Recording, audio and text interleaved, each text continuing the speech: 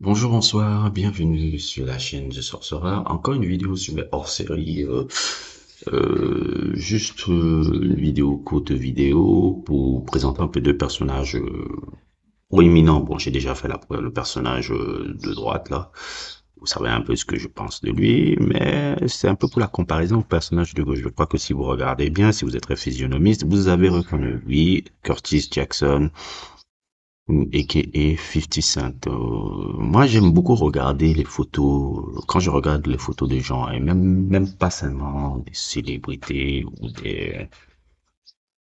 des gens en général, je ne vais jamais regarder leur première photo. Je vais jamais regarder leur photo actuelle.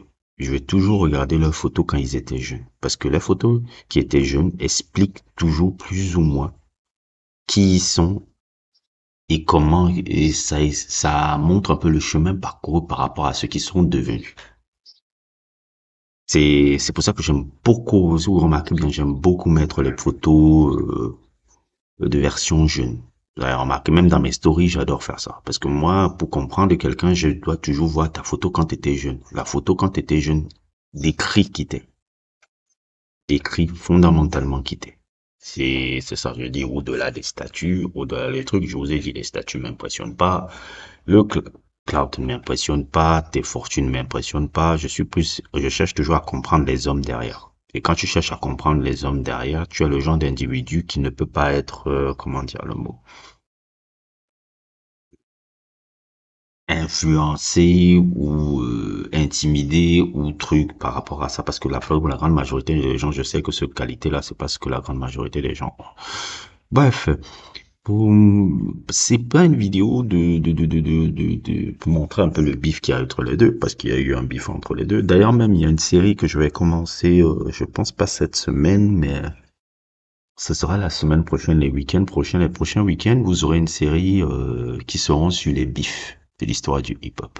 J'en ai commencé à travailler dessus la semaine dernière et toutes les semaines que vous allez à venir, il y aura des sujets, des longs sujets sur des bifs entre deux personnages, comment ça s'est fait, comment ça s'est truc. Pas ce week-end-ci, mais le prochain week-end.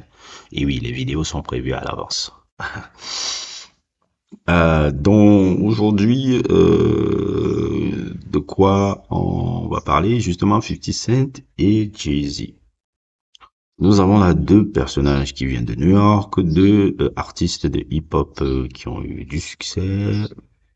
Et moi, comme j'aime le dire, un a eu de l'impact et l'autre n'en a pas eu. Vous savez de qui je parle? Je parle du gars à droite qui a les grises dans les cheveux, dans la photo en noir et blanc. 50 Cent est sans aucun doute, je pense des 20, 25, 30 dernières années, le rappeur qui vient de New York. Le rappeur new-yorkais le plus impactant de ces 15-20 dernières années. C'est-à-dire que son impact, même je peux le voir même en France, quand tu vois un peu un mec comme Booba, dans sa communication, dans son image, dans même tout ce qu'il a un peu et truc. J'appelle souvent Booba le 50 Cent français. C'est-à-dire que 50 Cent, son énergie, et surtout aussi son histoire particulière. 50 Cent a une histoire vraiment, c'est pour moi, tu vois, c'est un gars avec qui je n'ai rien en commun, mais que j'ai un profond respect, parfois même de l'admiration par rapport à le type de gars qu'il est. C'est un mec qui a une résilience comme j'ai rarement vu dans la vie. Je crois que le seul gars que j'ai vu avait un type de résilience. Bon, tout homme de succès a une résilience, mais lui particulièrement, il a le même type de résilience que je vois un peu même chez un mec comme Tupac en fait, parce que quelqu'un qui fait des bifs avec des personnages comme j'ai vu là, comment il s'appelle, la Kenneth McGriff, qui sont des vrais gangsters, qui étaient même un des mentors de 50 Cent quand il était encore dealer de drogue, là. Bon, je veux pas trop parler des trucs street parce que c'est un peu délicat. Il y a des chaînes qui développent ça, mais moi, je suis pas trop fasciné à parler street. C'est pas le truc qui me fascine, mais c'est les dynamiques de pouvoir ou les dynamiques de trucs qui me fascinent. Mais les trucs street, là, j'aime pas trop glorifier ça. Voilà, c'est ça le mot que je veux dire.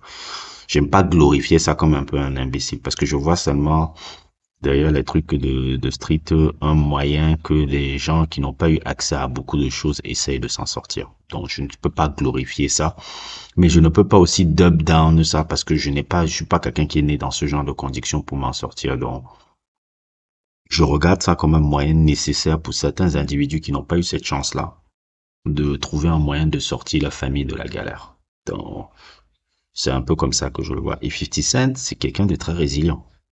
Très résilient. Il biffait avec des gars vraiment dangereux, quoi. Quand je regarde l'historique, je dis, mais Kenan McLeaf, je dis, mais il a biffé avec ces gens-là. Il est sorti vivant et encore avoir un peu plus de succès. Un mec qui s'est fait tirer 9 balles pour un son, hein. C'est quoi, c'était quoi? C'était pour le son Ghetto Koran. C'était ça? Oui, pour Ghetto Koran, où il essayait de rendre hommage un peu à des anciens dealers de drogue new-yorkais qui l'ont fasciné quand il était petit et qui l'ont un peu truc. Et les gars de New York, ces dealers de drogue n'ont pas fondamentalement aimé ça parce qu'ils disaient que mais tu es en train de nous vendre à la police en fait, tu nous snitch en fait. C'est là où quand il a dit non, mais moi j'étais en train de vous rendre hommage. Mais bon, si vous pensez que je suis en train de vous snitch, allez vous faire enculer. Allez vous faire enculer. Donc, et reste une histoire, 9 balles, truc. Et le mec est réussi à revenir. Il était déjà rappeur. On a drop out de son truc de Columbia. Et il revient sur le devant de la scène 2 fois plus fort et en ayant 2 fois plus de succès et en disant encore les gars là 2 fois plus. Ça m'épate des gars comme ça. Je suis épaté par des gars qui ont une résilience comme ça. Il a une forte résilience et il a tellement l'intelligence de la rue. C'est l'un des rappeurs les plus intelligents que j'ai jamais vu. Je trouve même plus intelligent même encore que Jay-Z. On dit souvent Jay-Z est très intelligent. Oui, il est très intelligent, il est très truc, mais il n'a pas le type d'intelligence que moi je kiffe voir. C'est-à-dire 50 Cent a l'intelligence qu'il est capable de sortir, comme il a sorti des bouquins. Des bouquins pour t'expliquer un peu son mode opératoire et autres. Jay-Z, non. Jay-Z n'est pas quelqu'un comme ça. C'est quelqu'un qui a une intelligence intuitive de savoir bien se placer, mais il n'a pas une intelligence, son intelligence ne transcende pas cette intuition-là. C'est-à-dire que c'est quelqu'un qui n'est pas quelqu'un qui va s'asseoir et te break down ce qu'il va faire et ses moves et te l'expliquer et te le partager. 50 Cent, lui, il a ce type d'intelligence-là. C'est pour ça que j'écoute beaucoup plus avec attention 50 Cent et même les bouquins qu'il a, qui t'expliquent un peu qui est un peu une sorte de version 2.0, un peu du livre de Robert Greene, là, qui s'appelle Les 40 lois du pouvoir, un peu. Donc, il tape sa version de son livre un peu est un peu ça. Et c'est très, très, très instructif, un peu sur la manière, un peu de move, un peu, que ça soit dans la vie et que surtout soit dans les milieux professionnels et tout, et tout, et tout. J'ai beaucoup appris de ce audiobook de 50 Cent. Jusqu'à aujourd'hui, quand je vois encore comment j'arrive à, comment dire, un peu à côtoyer certains types de milieux, alors que quand je me vois, je dis, mais je n'ai pas le statut, le truc de ce mec, et comment j'arrive à être dans cette pièce. Ça, le livre de 50 Cent qui m'a beaucoup aidé par rapport à ça. Avec le livre de Robert Greene d'ailleurs aussi, Les 40 lois du pouvoir. Donc, 50 Cent a un impact pour moi qui est absolument incroyable, absolument truc. Son album Get Rich or Die Trying est un classique, même son album qui n'était pas sorti, la Power Dollar, est un classique. Pop Smoke est un peu ce que 50 Cent est, c'est un peu une version de 50 Cent 2.0. C'était une version de 50 Cent 2.0. Comme j'aime bien souvent le dire, et c'est même 50 Cent qui a sorti cette phrase, si 50 Cent est le Get Rich, Pop Smoke a été le Die Trying un peu. C'est-à-dire que quand je regarde Pop Smoke et tout, c'est un peu le même mindset, même quand je regarde l'interview, c'était le même mindset, le même mode opératoire, mais seulement il a eu une malchance en étant cambriolé par rapport à un truc. Donc, vous savez comment tout ça se passe. Et l'impact de 50 Cent est hors Amérique. Là, je regarde un peu ce qu'il appelle son Final Lap Tour, et je vois comment il part au Bahreïn, il part à Londres, il part au Kazakhstan, il part en Russie, il part en Turquie. Et le nombre de gars qui viennent au stade, c'est-à-dire l'impact de 50 Cent est hors États-Unis est incroyable. Jay-Z ne peut pas avoir ça. Jay-Z n'a pas un impact comme ça. Vous pouvez pas voir Jay-Z faire ce qu'on appelle European Tour. C'est-à-dire que partir dans des pays ou tout, parce que au final, comme je dis, Jay-Z n'a pas d'identité.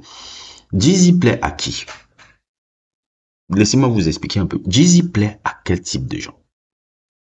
Jay-Z plaît à des bobos, négros, afro, qu'ils soient africains ou américains, qui veulent émuler un peu le lifestyle qu'il a.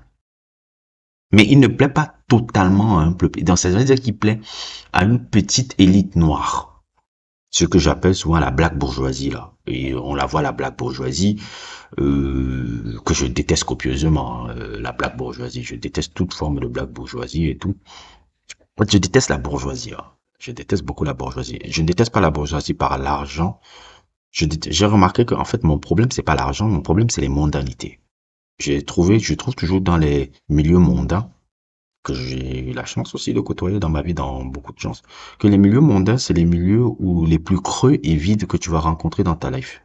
Certes, il faut les côtoyer parce que tu ne sais jamais quelle personne tu peux rencontrer et quelle opportunité tu peux avoir par rapport à un gars qui a une certaine forme d'influence.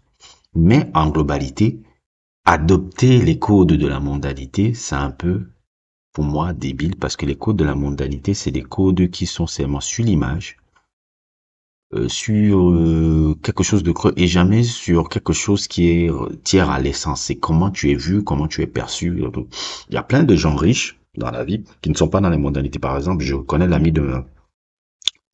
ami dont son père est énormément influent, mais ce monsieur-là, tu le vois jamais dans les mondanités. Je ne dis pas maintenant qu'il ne faut pas les participer, qu'il faut pas avoir ça. Bien entendu, il faut avoir ça.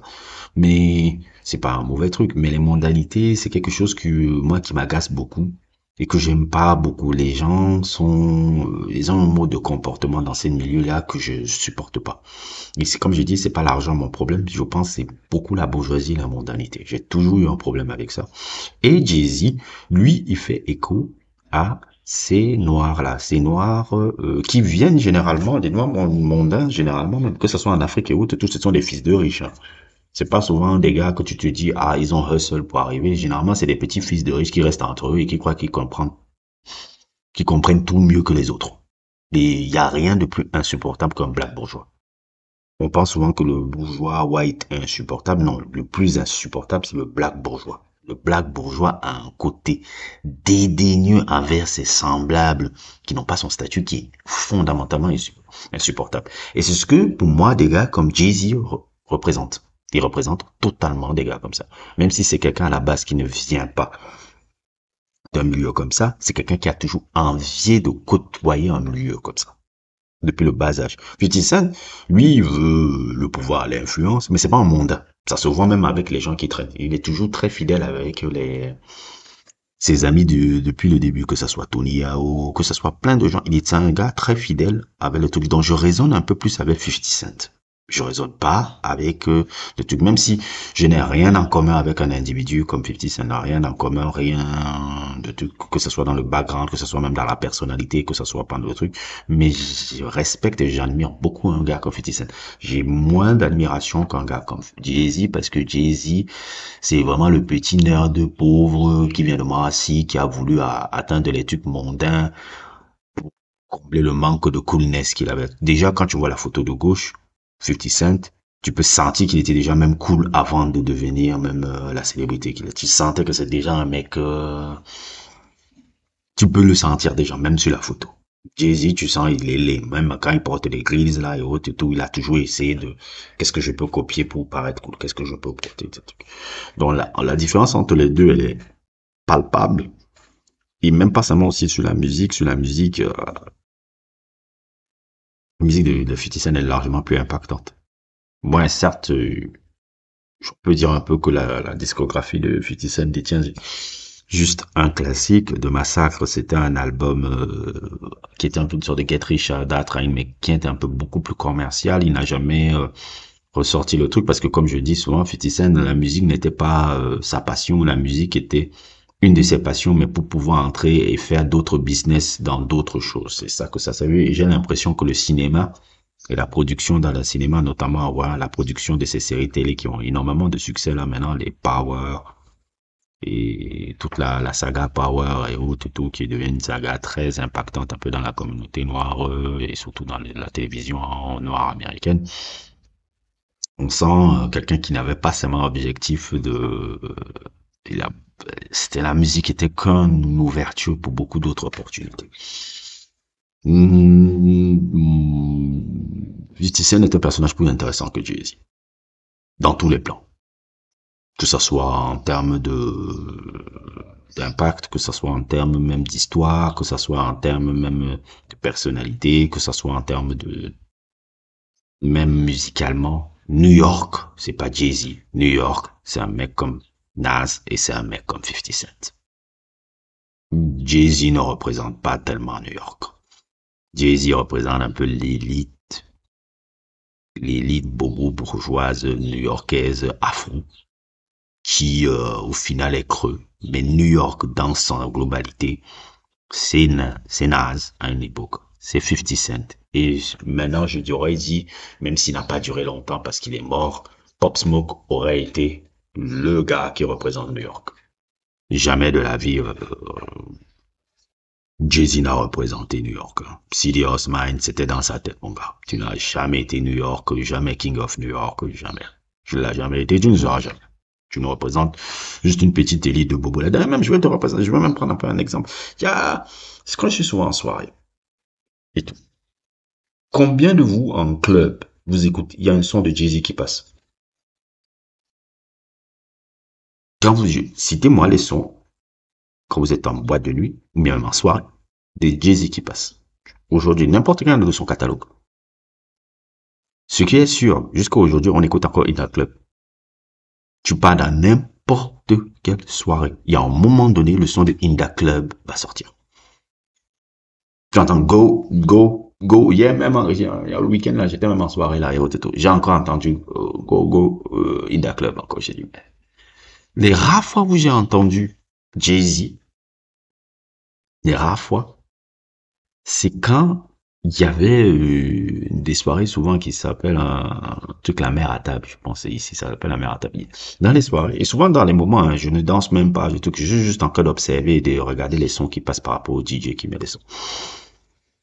Il y a ce que j'appelle un peu, que j'ai un peu identifié un peu comme la black bourgeoisie sénégalaise un peu, qui aime trop imiter un peu les codes américains un peu de manière un peu trop basique un peu je trouve. Le son qu'il met généralement de Jay-Z, c'est Son Cry. Ah, c'est à la fin de soirée, quand personne n'écoute plus et tout le monde est en train de rentrer. Il n'y a pas de son de Jay-Z qui a traversé le temps. Hard Knock Life n'a pas traversé le temps. Il n'y a pas de son de Jay-Z Club. Je connais aucun son de Jay-Z Club que on met. Même quand on met Run This Town, tout le monde a envie de dormir. Je vous dis, hein, aucun son de Jay-Z n'a été club, mais jusqu'aujourd'hui, on te met 50 Cent in the club. Je sais même encore comment on appelle là. Comment on appelle là, le truc de 50 Cent là, le truc comme Scott Storch là, qui était dans le massacre là. Little Bit, je sais plus comment ça s'appelle, le titre là. On met ça tout le temps. Jay-Z, zéro son. Je parle en africain, je suis en africain, je vis à Dakar, Sénégal, Afrique. Les gens n'en ont rien à foutre de Jay-Z, finalement. C'est juste une petite élite africaine bourgeoise, là. C'est les gars qui vont parler de Jay-Z pour essayer de triver le lifestyle et faire un peu les têtes d'égo, mais sinon le peuple en lui-même, il s'en fout de ce gars. Beyoncé, non, elle a de l'impact. Beyoncé, non, non, pas de l'impact, mais elle est quand même suivie. Elle n'a pas de l'impact en Afrique. Il y a des sons de Beyoncé qui passent, oui. Je suis pas là pour mon public qui est en France. Il y a des sons de Beyoncé qui passent. Mais maintenant, est-ce que Beyoncé a de l'impact Je dirais, je pense pas tellement. Le truc avec Beyoncé, c'est seulement que les personnes qui sont fans de Beyoncé sont fans du lifestyle et du statut qu'elle a acquis et mais c'est pas des gens qui sont fans de Beyoncé en elle-même. Ils sont fans du statut. Un peu comme Jay-Z. Les deux la font la perte. Fans de ça. Les gens sont fans de 50 Cent. De ce que 50 Cent renvoie et représente pour certains gens. Et je comprends pourquoi. Je préfère même ça. Même si je suis quelqu'un qui n'a rien en commun avec 50 Cent, je sais pourquoi les gens sont fans de lui. Les gens sont fans de Curtis Jackson. C'est même pas 50 Cent, les gens sont fans de l'homme Curtis Jackson. Jay-Z, les gens, petite élite bourgeoise qui est fan juste de ce que il a acquis comme lifestyle débile et tout là. Donc c'était un peu ma petite vidéo random, un peu comme ça là, de comparaison un peu. N'hésitez pas à liker, n'hésitez pas à vous abonner. Et je voulais aussi passer un message. J'ai remarqué que beaucoup vous aimez beaucoup les hors-séries là, parce que quand je fais ces petits hors-séries où je parle un peu de manière non structurée et juste truc, je vois qu'il y a beaucoup de vues. J'ai gagné encore beaucoup d'abonnés depuis que je commence à faire ces vidéos là. Je vais essayer de structurer un peu plus cette rubrique que j'ai créée.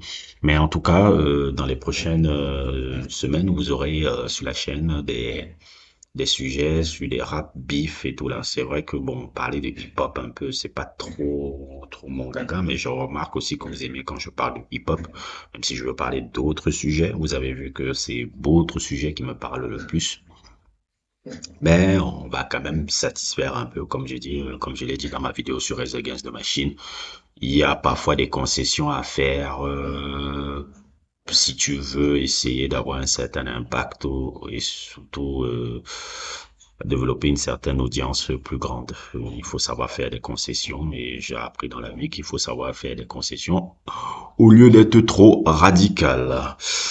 À plus pour d'autres aventures.